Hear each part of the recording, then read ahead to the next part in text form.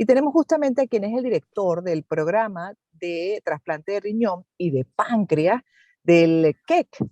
Es el doctor Yasir Qazi. No sé si lo pronuncié bien, pero buenas tardes y bienvenido, doctor. Good afternoon, Dr. Qazi, and very welcome to the program. Thank you so much, Gladys. It's indeed a pleasure to be on your show. Doctor, bueno, primero saber por qué siempre el Keck está en los primeros lugares del país, en Estados Unidos, en cuanto a trasplantes, por ejemplo, el caso particular de riñón, de páncreas. ¿Por qué? ¿Qué están haciendo que los hace diferenciar y destacar? Okay, what are we doing at Keck Medicine of USC that makes the difference and put us in the first places regarding the transplant? What is that makes us to distinguish from other health centers? That's a great question. So just a little bit of the background. The kidney disease is on the rise worldwide to some extent, with the way the diet is, with the way the diabetes and hypertension are sort of gone up such a high amount. There's a lot of people that are failing their kidneys and what we call end-stage kidney disease. Do you want me to stop, Anna? Tell me when you want me to stop. I know I'm saying a lot. Yes, okay. Principalmente todas las enfermedades que pueden llevar a un trasplante de riñón, como tiene que ver con la diabetes y enfermedades asociadas a algunas veces a la deficiencia de los riñones, nos han hecho que nos esforcemos aún más y hagamos cosas diferentes. ¿Esas cosas diferentes cuáles son? Okay, what are those different things that we have been done to make that difference? So basically what happens is that there are, as a result, that overall the donors aren't maybe as healthy.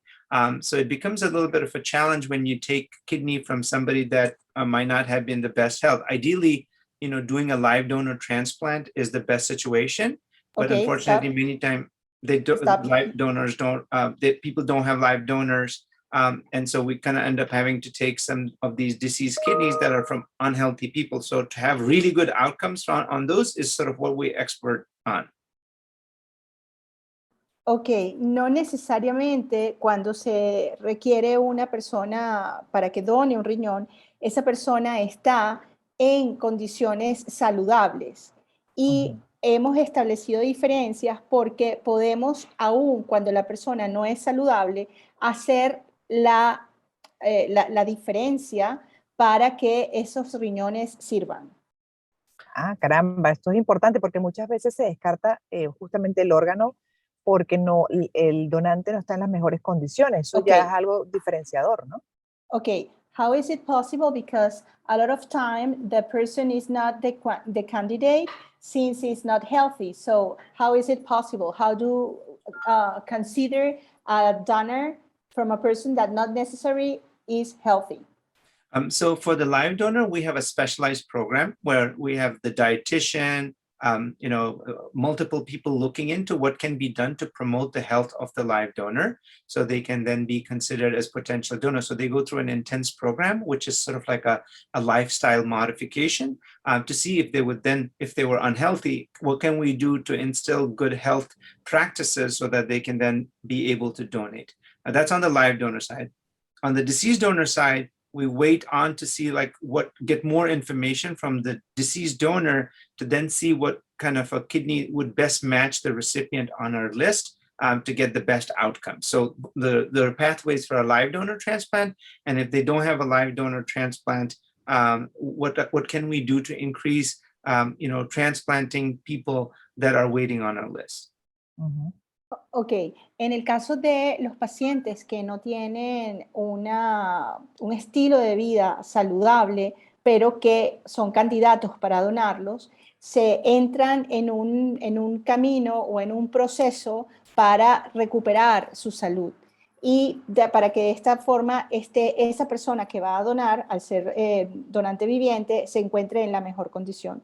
Y en el caso de las personas que reciben un riñón de una persona que ha muerto, allí entonces se hace todo un proceso para asegurar que el match, ¿cómo se dice match? La compatibilidad. Que la compatibilidad sea la adecuada. Y los procesos de selección, digamos que son rigurosos.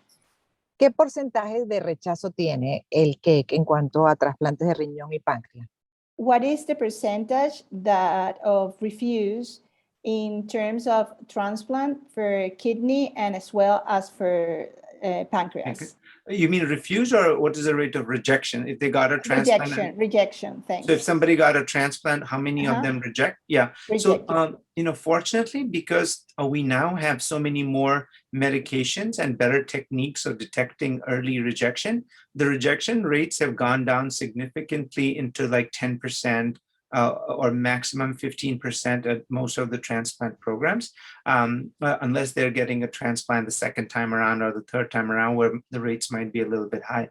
But overall, the rejection rates have substantially improved compared to what it was in the 80s.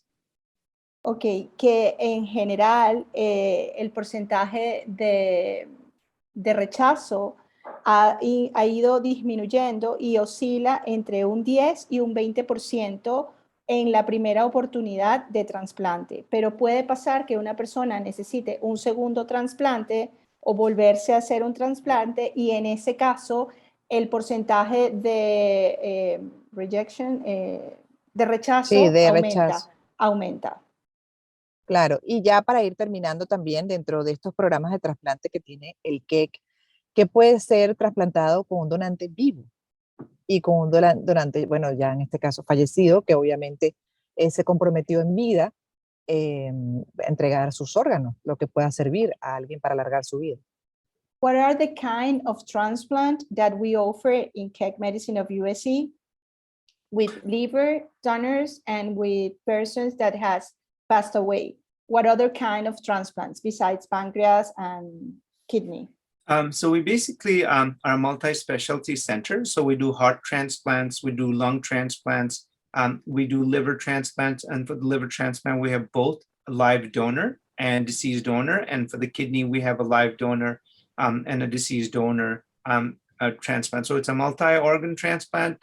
We do almost all of them. And then obviously the pancreas that we talked about for people who are, type 1 diabetic, the juvenile diabetes. So they get a kidney and a pancreas so that they're no longer diabetic.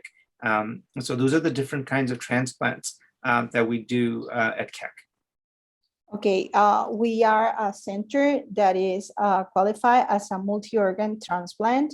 We do, perdón. I know, I was like, I gotta. Ana Galván, nuestra traductora, estaba metida en la conversación. I thought you were checking with me. La comunidad venezolana. Disculpen, ok, somos por esencia un centro de salud multiórgano, de trasplantes multiórgano. Trasplantamos pulmones, hígado, páncreas y kidney. En el caso de páncreas y kidney son casos complejos que podemos hacer y los hacemos al mismo tiempo. Y esto hace que una persona que pueda haber sido diabética deje de serlo. Wow, imagínense. Nos quedamos cortos, pero muchas gracias por la información que ha compartido con la comunidad venezolana a través de este programa. El doctor Qazi, que es el representante, justamente el director del programa de trasplante de riñón y páncreas del Centro de Medicina Keck de la Universidad del Sur de California,